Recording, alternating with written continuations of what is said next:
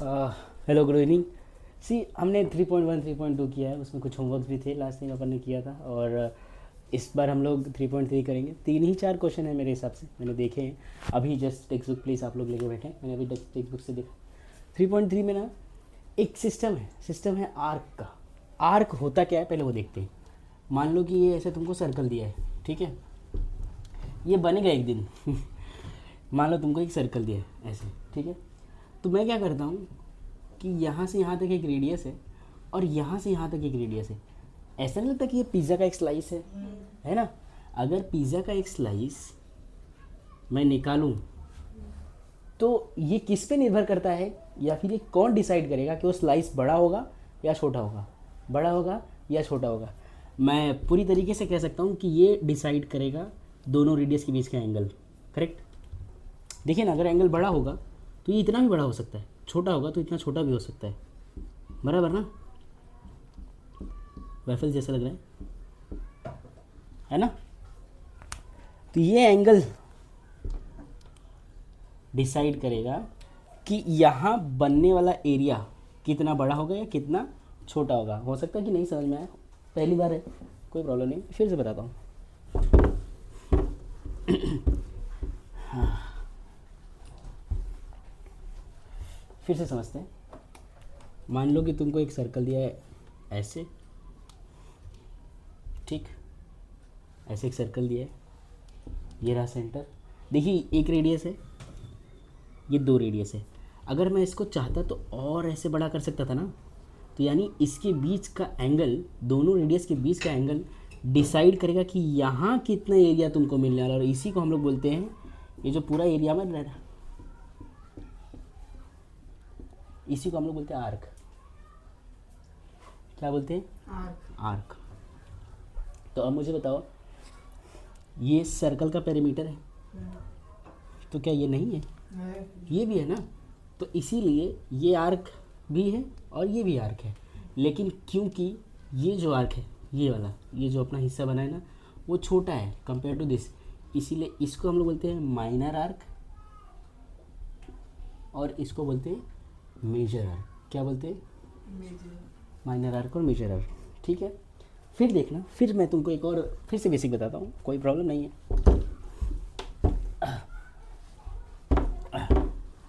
Sir अपन ने ना triangle, radius, diameter सबको लिखना सीखा है। मतलब कैसा होता है कि हम लोग जनरली क्या करते हैं, हमको पता है कि ऐसे सर्कल बना दिया, हाँ, यहाँ से यहाँ तक रेडियस निकाल दिया, तो रेडियस OP हो सकता है, डायमीटर JP हो सकता है कि नहीं? तो ये हो गया। अच्छा, तो सर आर्क कैसे लिखते हैं, या फिर आर्क हम लोग कैसे लिख पाएंगे, या फिर वो जो आपने बताया कि मेजर और माइनर आर्क, फिर भी नहीं समझ में आ रहा, फिर से बताओ। ठीक है, फिर से बताते हैं, कोई प्रॉब्लम नहीं, ठीक है। सेंटर, एक रेडियस, 2 रेडियस, ऐसे बहुत सारे रेडियस हो सकते हैं ना। तो मैंने अभी तक खाली कितने बनाए हैं? 2 ही रेडियस बनाए हैं। इनके बीच का एंगल बढ़ गया ना, तो ये देखो, ये एरिया बढ़ के मिला कि नहीं मिला? बढ़ के मिला ना। तो हम लोग इसी को तो बोलते हैं आर्क। क्या बोलते हैं? आर्क। और इस एरिया को ऐसे लिखेंगे, अगर पॉइंट ये ए है तो पॉइंट B कहीं लिखेंगे और पॉइंट C, ठीक है। और यहाँ पे मान लो अगर पॉइंट D है तो ऊपर का आर्क ADC हो जाएगा, और नीचे का आर्क ABC। समझा? तो छोटा आर्क कौन सा और बड़ा आर्क कौन सा है? छोटा वाला आर्क वेरी गुड, और ADC मेजर आर्क है, और ADC मेजर आर्क है, ABC। तो ऐसा लिखते हैं मेजर ऑफ आर्क, कुछ लोग ऐसा लिखते हैं ABC। तो मतलब वो समझ गया कि सर्कल का आर्क है, और मेजर ऑफ आर्क ADC, ऐसा लिखने का तरीका होता है। अब मुझे बताओ कौन सा मेजर है, कौन सा माइनर है?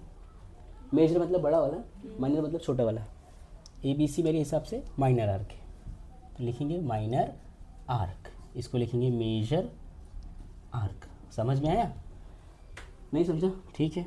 ये देखो, यहाँ पे एक और आर्क बन गया है ना। तो यहाँ सबसे छोटा आर्क ये है, क्योंकि इससे भी छोटा है ना ये, है कि नहीं? और अभी भी ये वाला आर्क AD, और मान लो यहाँ P है, ADP, अभी भी सबसे बड़ा आर्क है। तो दिस इज मेजर आर्क, आप इसको माइनर बोल सकते हो और इसको आप बीच में रख सकते हैं कि यार ठीक है, ना बड़ा है ना छोटा है, ठीक है, समझ में आया? ठीक है, फिर से देखते हैं,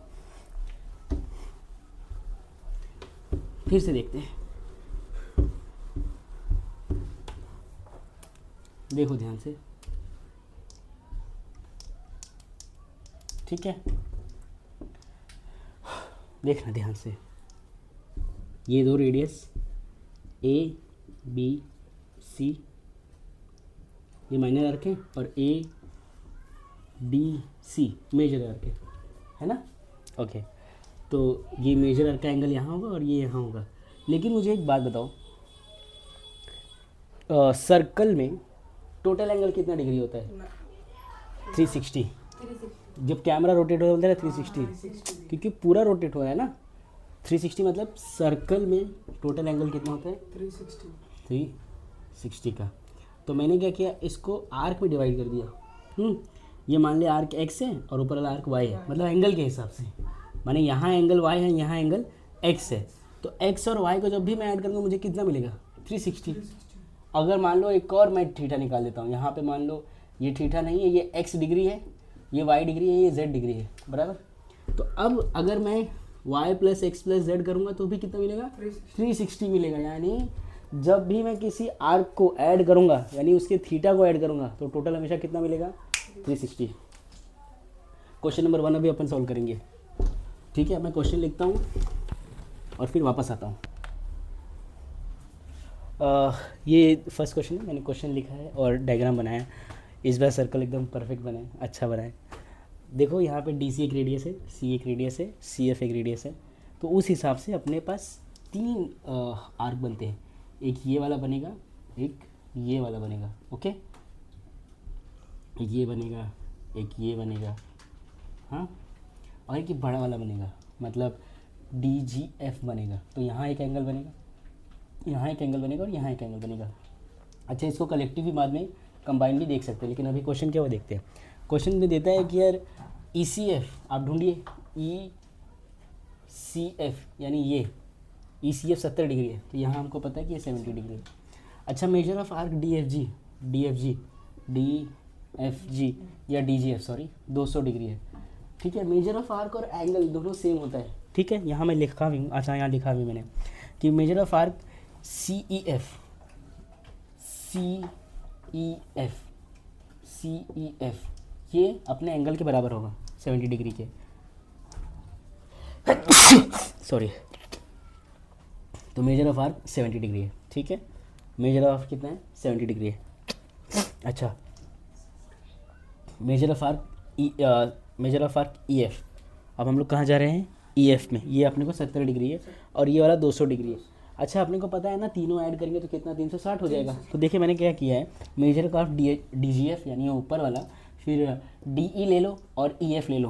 तो उसने उसको अच्छे से लिखा है, ई एफ और डी ई ऐड करके कितना लिखा है? 360 लिखा है, बराबर।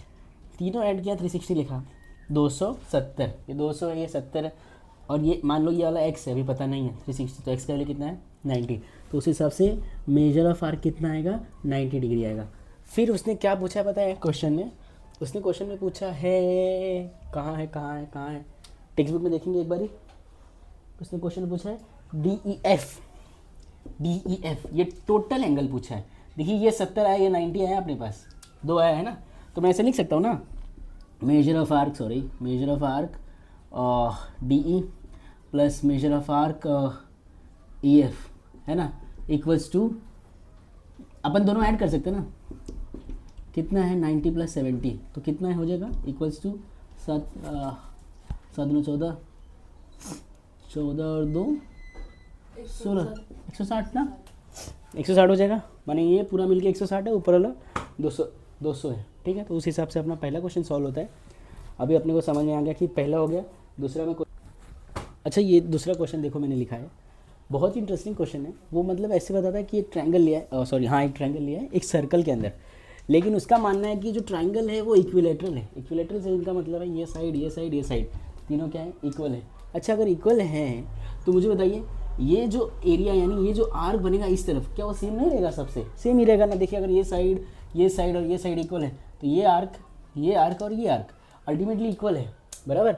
तो उसी को हम लोग ने रेफरेंस में लेके ऐसा लिखा है कि देखिए अगर सेगमेंट आर एस इक्वल है क्यू एस से और क्यू आर से, हाँ वो ठीक है। तो अगर सेगमेंट्स इक्वल है तो हम लोग लिख सकते हैं आर्क आर एस इक्विवेलेंट होगा आर्क क्यू एस से, इक्विवेलेंट होगा आर्क क्यू आर से, ठीक, ये हो गया। अच्छा यहाँ पे देखेंगे ना आप, ये एक आर्क है, ये दूसरा आर्क है, ये तीसरा आर्क है, आर्क भी तो बन रहा है ना, ओके। तो उन्होंने पूछा है कि देखिए आप इक्विलेटरल ट्रायंगल ले लीजिए, ये आर्क प्रूफ कीजिए। प्रूफ करने के लिए ना आपको ये लिखना पड़ेगा, और उसके बीच में आप लिख सकते हैं कि since the equilateral triangle inside a circle covers, कह सकते हैं कि all arcs are the equal, ठीक है। क्यों? क्योंकि आपने क्या किया है, आपने अंदर इक्विलेटरल ट्रायंगल बनाया, इसलिए आप ये कह सकते हैं कि ये जो आर्क्स बने हैं वो सब इक्वल हैं, ठीक है। वो स्टेटमेंट लिख देना। उसके बाद नहीं समझ में आया तो कमेंट किया करो, मैं बता दूंगा। उसके बाद फिर बोलते हैं अच्छा आप एक बात बताइए, क्यू आर एस, क्यू दिख रहा है कहाँ, क्यू आर एस, ये पूरा यहाँ से लेके यहाँ तक आप एंगल निकालिए। एंगल कहाँ से, मतलब ये और ये एंगल पूरा निकालो, पूरा कितना, पूरा, बराबर। लेकिन एक बात ध्यान रहे, कौन है, एक बात ध्यान रहे कि ये कैसा है, इक्विलेटरल ट्रायंगल है, तो ये जो एंगल्स बनेंगे वो भी तो इक्वल बनेंगे। ये एक्स बनेगा, ये एक्स बनेगा और ये एक्स बनेगा, है कि नहीं, तीनों एक्स बनेगा। अब हो सकता है इसमें समझ में नहीं आ रहा है, मैं फिर से बनाता हूँ, ठीक है। देखो मैं फिर से बनाता हूँ तो तुमको समझ में आएगा। ओ यार अच्छा नहीं बन रहा है,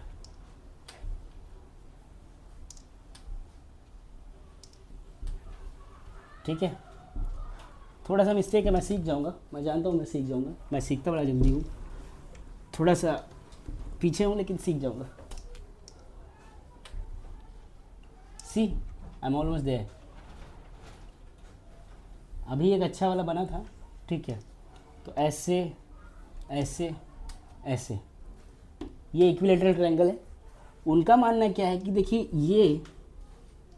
ये पूरा एक आर्क है ना, तो उस हिसाब से ये पूरा भी तो एक आर्क होगा, और ऐसा ये भी एक आर्क होगा। लेकिन अगर ये साइड और ये साइड इक्वल है, ट्रायंगल बना रहा है, तो यहाँ एंगल क्या होगा, सेम होगा। तो ये एक्स तीनों को ऐड किया तो क्या मिलना चाहिए, 360 मिलना चाहिए दोस्तों। तो अपन क्या करेंगे, X degree plus X degree plus X degree equals to 360, ये 3x इक्वल्स टू 360, समझ में आया। 3 से डिवाइड हो जाएगा, कितना हो जाएगा दोस्तों, 3 1 जा 3 2 जा 120। एक एंगल कितने का बनेगा, 120 का बनेगा। ये कितने का बनेगा, 120। ये कितने का बनेगा, 120। दो को ऐड करूँगा कितना हो जाएगा, 240 रीजन, ठीक है। तो ये इतना जो बनेगा, मान लीजिए ये ए है, ये बी है, ये सी है, या फिर यहाँ जो लिखा होगा उसी हिसाब से कर लो, कोई दिक्कत नहीं है भाई। यहाँ कहीं आ रहा होगा एस आर क्यू, या जो भी रहा होगा, वो दोनों जब अपन ऐड करेंगे ना, ये 120 ये 120, तो आपको जो आर्क मिलेगा यानी क्यू आर एस, ये जो टोटल मिलेगा वो कितना मिलेगा, 240 डिग्री का मिलेगा, ठीक है। तीसरा वाला होमवर्क है, बहुत ही ईजी है। प्लीज़ कुछ भी हो तो मुझे बताना, मैसेज करना इंस्टा पे, चाहे जहाँ पे क्लासेस वालों को बात कर लेना, ठीक है, और मुझे बताना। Thank you so much.